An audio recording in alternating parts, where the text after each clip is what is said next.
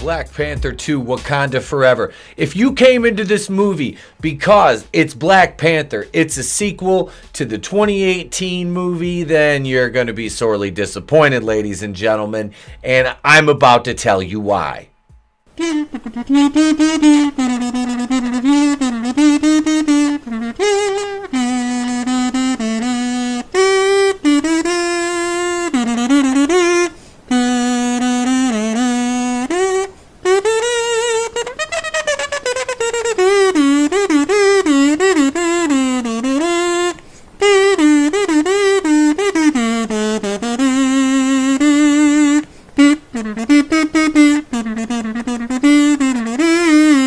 I have a lot of thoughts on this movie. Now, I initially rated the first Black Panther, I think it was a 7 to a 7.5 out of 10. I stand by that. The movie's a mess, but it was still enjoyable because of Chadwick Boseman. This movie, unfortunately, the opening scene, we have the tribute to Chadwick Boseman, the title card, the Marvel logo, you know, done in a nice black fade to purple Marvel logo, which looked really cool. All clips of Chadwick. All right, it was good. It was a nice homage to him and the character. But that still doesn't make up for the fact that they easily should have recasted this role. You really dropped the ball on this one, Marvel. And I mean that in all seriousness. You had the opportunity to capitalize on this. Chadwick Boseman's passing was truly tragic and untimely. Very young man, you know, only a couple years older than me.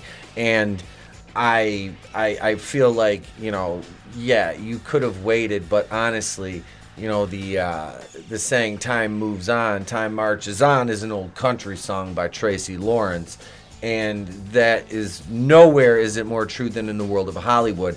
Now, would it be disrespectful to recast this role? Initially, I was on the side that said yes. Now I see what it really did, having seen this movie, and I didn't want to see this, but I was left to my own devices, and I really had nothing else to do, so I said I'm going to go sit through this because I was talking about it already, so I feel that I'm not doing my just due as as a commentator if I'm going to talk about something if I haven't seen it. So, yeah, they should have recast the role, clearly, and it was a mistake not to. During the funeral scene, I didn't feel anything because I didn't feel like that was for Chadwick. I felt that was for the character, and the character could have been recast. You know, whatever Chadwick Boseman's family did as far as, you know, his final arrangements and his send-off, you know, that's their business as far as I'm concerned. You know, I'm sad for the man's passing, but like I said, recast the role. You could have found an actor who was definitely could have fit into this and moved on, you know, carrying forward with the role of T'Challa.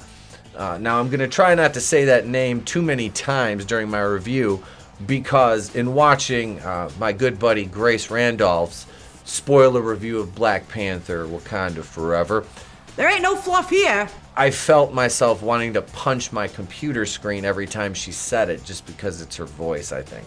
But anyway, that notwithstanding, you should have recast the role. It negatively affects this entire, it's a ripple effect, is not having a Black Panther. Because this movie didn't have one. I know what you're going to say, and we'll get to that. We'll get to that. So it was such a touching scene also when they beamed up his casket to that deluxe apartment in the sky. Oh, we're moving on up, Lord, moving on up. Also, as far as Namor, or as he likes to say, or because of the rights issues with Universal, should we say Namor? Which does not translate into the boy without love. It's avenging son, but, you know, at least you tried. And we're going to talk about this stuff kind of out of order in some respects because this movie doesn't deserve me taking the time to organize all the points out that I want to talk about because I can talk about them, and even out of order, it will still form a more coherent story. We did it! We did it! We did it! Yay! than Wakanda Forever did. I wanted to know why the Wakandan force field is operated by fucking bongos, water drums. Why? What the fuck? Like, the most technologically advanced nation on Earth, and hey, how do we open the force field? Are you fucking kidding me? Really?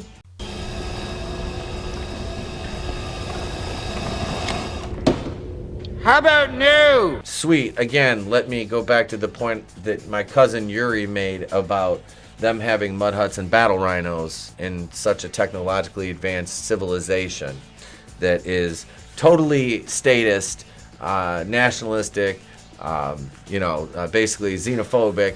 But they're the good guys, right?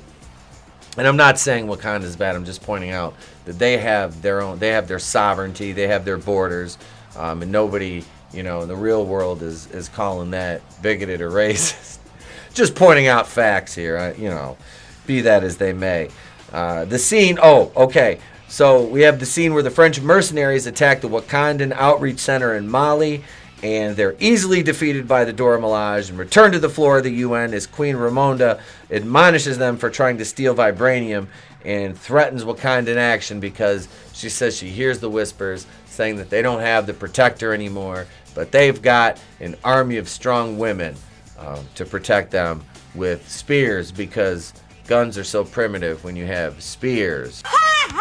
The writing is so lackluster. I don't understand how I'm supposed to be so emotionally invested in this. Like, don't ask questions. Just consume product and then get excited for next products. Like I said, the character's fine. The Black Panther character is great. He was great in Civil War, much better in Civil War than he was his own movie, which is really sad. But he had a much more compelling story that wasn't dependent on a bunch. Anyway, who else do we have here? Oh, Riri Williams, capable of building a vibranium sensing rig for underwater usage, and then of course an arc reactor and an Iron Man suit from spare parts, because of course Riri is the smartest and bestest ever. You need to be conscious of the way that you look. Walking around here with that ash on your head. MIT student, and the government contracts her to build this because she's the only one, the scientist, the girl that can solve all the problems.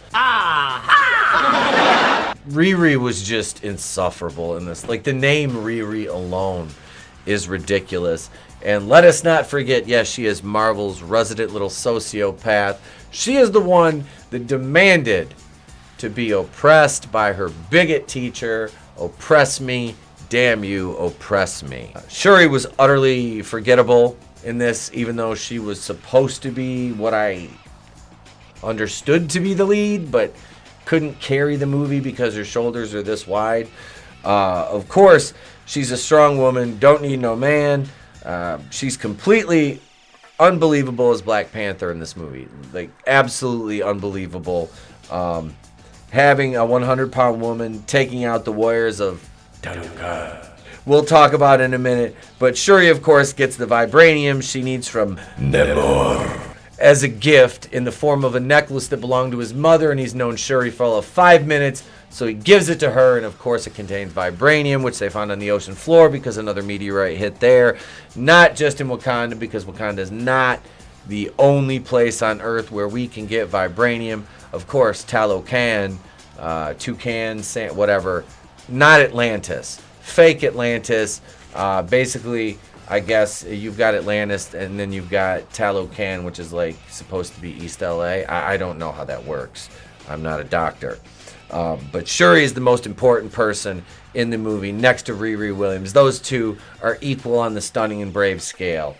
They just are. Shuri, like I said, is Black Panther.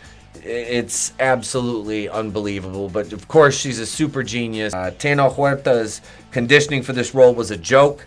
And I say that because you look at the condition that guys like Hemsworth and Chris Evans and even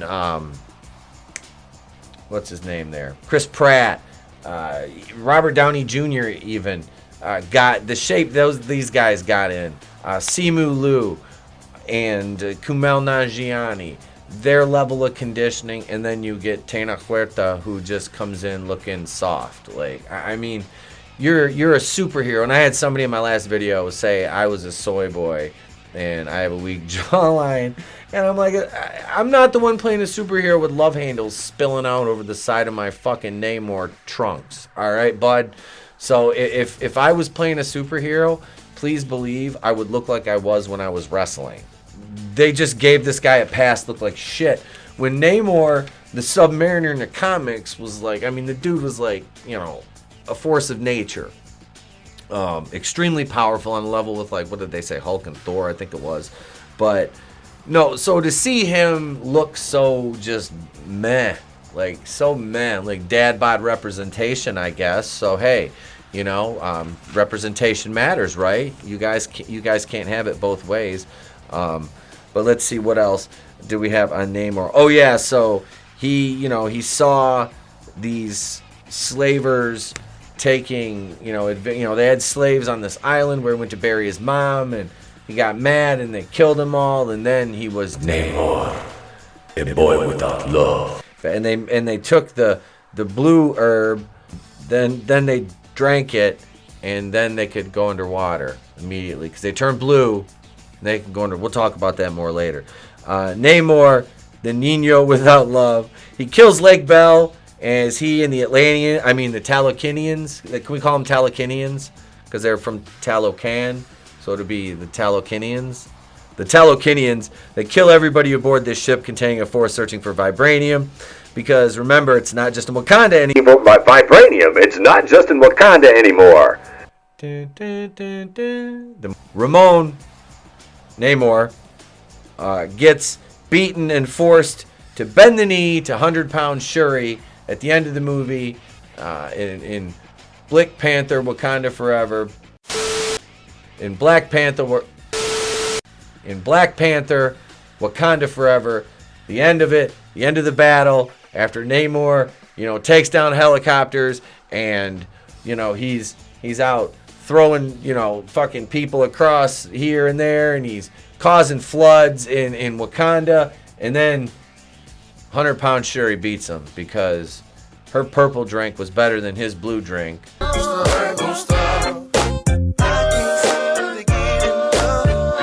Which he didn't have the blue drink, his mother did when she was pregnant with him, which is why she turned blue and could breathe underwater, but Namor didn't have to. He wasn't blue. He was regular, flesh tone, and he had the ears that point to the heavens, and he had the little winged heels. Which, outside of that, I mean, this is Ramon. This is not Namor. This is not Namor. This is Ramon. It is. It's just bad. It's bad. But yeah, so he gets beaten and emasculated by Shuri at the end of the movie. Let's see. The Warriors of Talocan are basically underwater space Smurfs from Avatar because they became blue from vibranium drink. Blue vibranium drink. It's they call it the Talocan twist. You just little vibranium, crush it up, and puree and drink. You turn blue. Underwater space Smurf. Boom. Boom! Tough acting tonight. All right, so we have Nakia, Okoye, and Ayo. Nakia, Okoye, Ayo, pretty mama, Monty. Oh, never mind. Or, you could have Nakia, Okoye, Ayo, and they're all featured as girl bosses, so have no fear. Female representation is here. So... Elaine from Seinfeld is here too. Allegra de Allergy Medicine Fontaine, who just so happens to be Agent Ross's ex-wife, who, of course, she's his boss, and eventually arrests him for treason for talking to the Wakandans when she bugged Shuri's beads that he picked up at a crime scene. That, don't worry, it doesn't matter. It doesn't matter. And all the phone calls he made to Queen Mother were listened in on by Allegra de Allergy Medicine Fontaine. But he's rescued by Okoye in her Midnight Angel suit at the end of the movie, and she takes out two guards, and then he hears a thud, like you think something's going to rip in the top of the van, but she peels the door open, and she opens it up, and she says, "A colonizer in chains. Miracles never cease," or some shit like that. And it was at that point that I basically decided to get up, and I was done. Ross is white. That's acceptable. To say that kind of thing about him, Martin Freeman's white actor, it's fine. It's all fine. And Shuri called him her favorite colonizer earlier on in the movie as well. That's fine. Angela Bassett's Ramonda. Remember, she gets drowned when Wakanda gets flooded by the boy without love, Namor.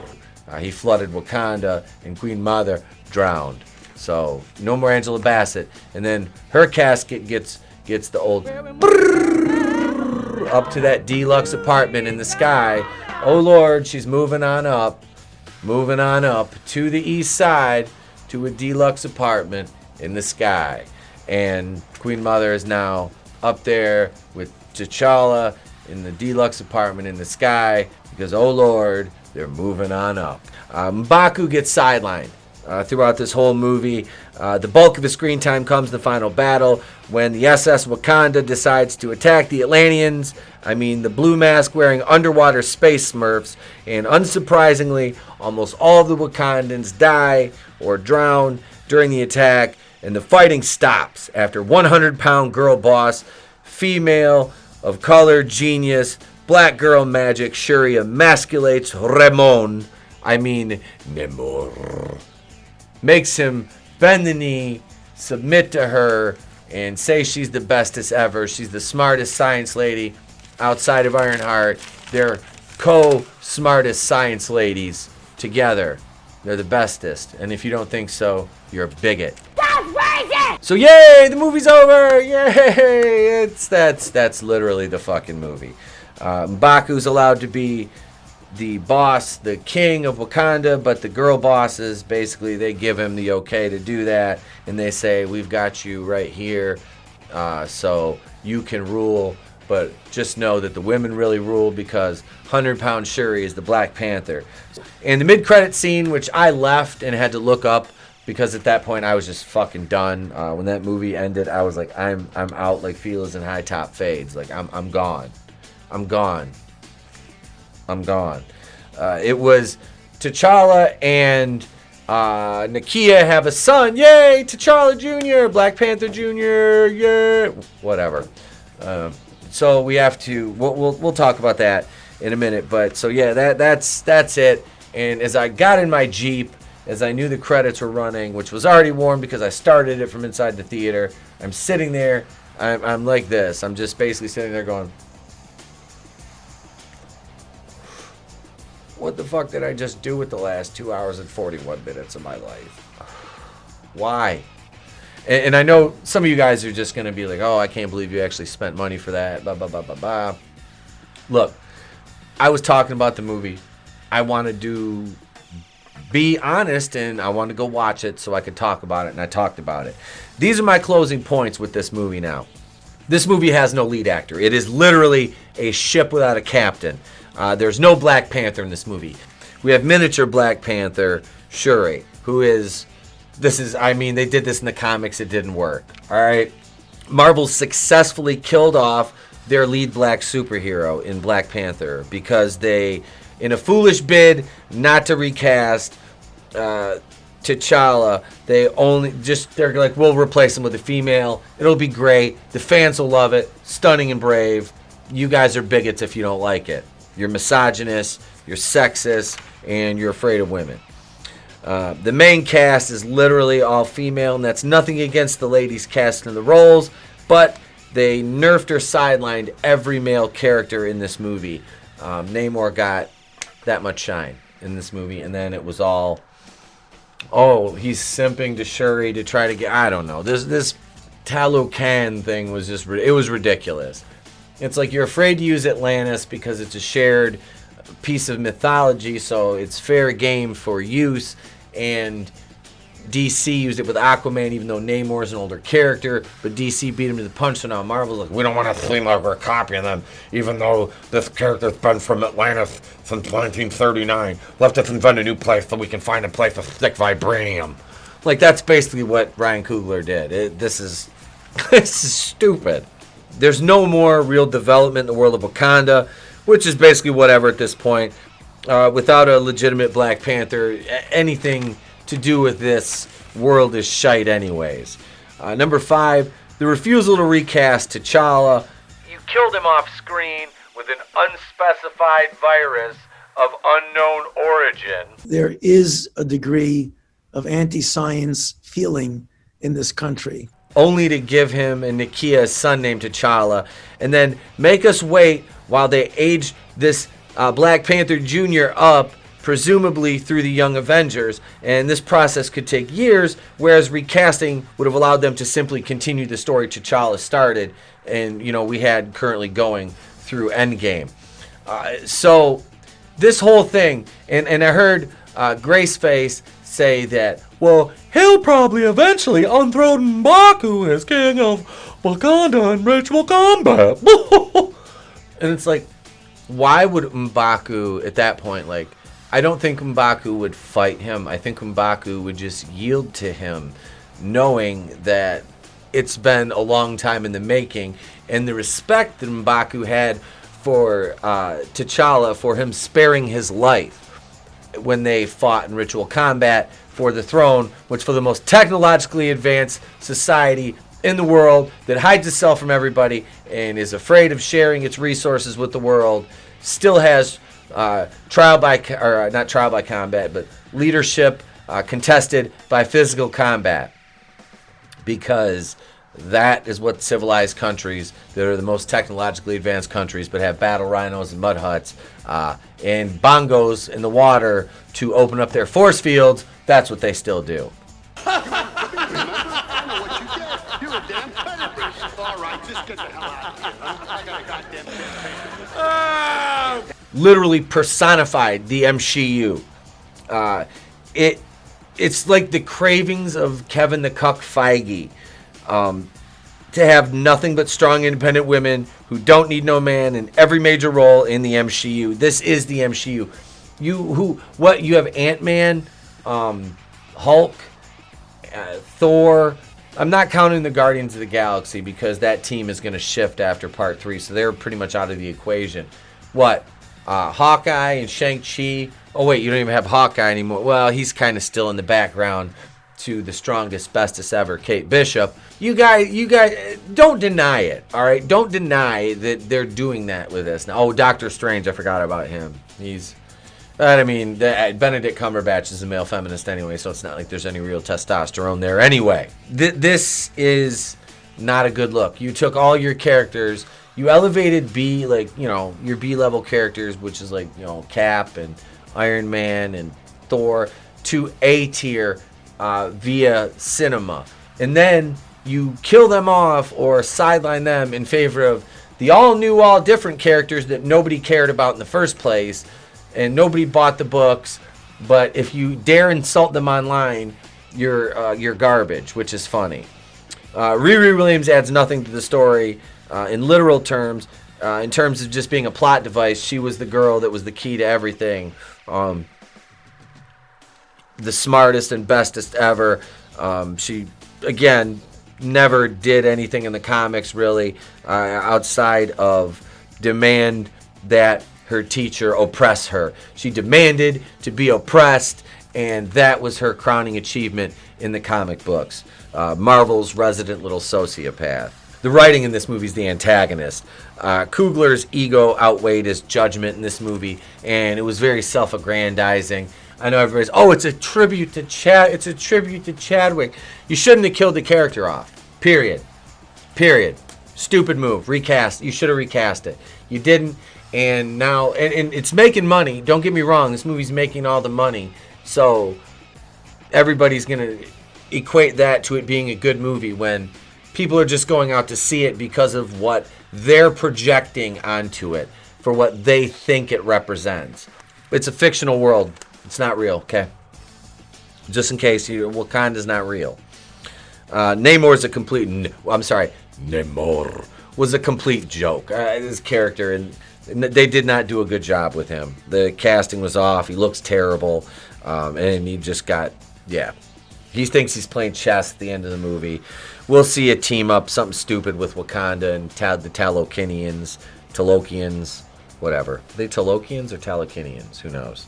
I give my score on this movie. Those are my points. This movie's score for me overall is a whopping 5 out of 10, and I think I'm being too generous with that. I rate this below Captain Marvel. I rate this below Shang-Chi. I think it's basically on the same tier I rated the Eternals, maybe a 5 out of 10. Or no, I think they were a 4. I should actually give this a 4, but I've given it a 5. It's objectively not a good movie. It's meandering. It's messy. It features a lot of just talking head girl bosses. No positive male characters in the entire movie. It's bad. I don't know what kind of precedent they were trying to set with this, but whatever they were going for, it missed the mark at all turns. That's it, folks. That's all I got. What do you guys think? Did you see it? Are you going to watch it? Let me know in the comments below. If you haven't subscribed yet, don't forget to subscribe and ding the bell for notifications. Share the video. I appreciate it, folks. Thank you so much. I'm Itepokuin of The Place to Be Reviews. I've been here with all of you. If I don't see you, have a great day, a pleasant tomorrow, and I'll catch you on the next one. It's better to burn out than to fade away. I could do this all